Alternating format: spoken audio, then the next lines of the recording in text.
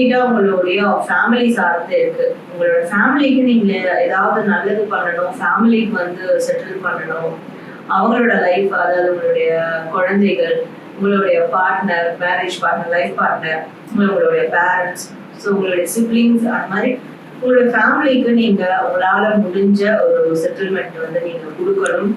அவங்களுக்கு financial support கண்டிப்பா நீங்க அவங்களுக்கு செய்யணும் அப்படின்ற மாதிரி இருக்கும். அது ஒரு சில பேருக்கு வந்து ஃபேமிலி சைட்ல இருந்து ஒரு ஃபினான்ஷியல் சப்போர்ட் உங்களுக்கு கிடைச்சா நல்லா இருக்குமே அப்படின்ற மாதிரி யோசிப்பீங்க.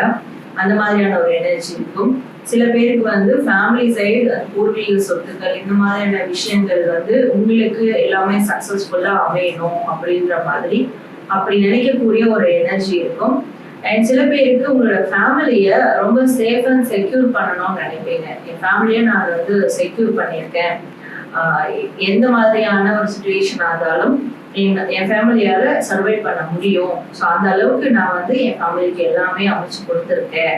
ஸோ நல்ல ஒரு வாழ்க்கையை கொடுத்துருக்கேன். ஸோ அப்படி யோசிக்கக்கூடிய வகையில உங்களோட ஃபேமிலியை நீங்க வந்து காப்பாற்றணும் அப்படின்னு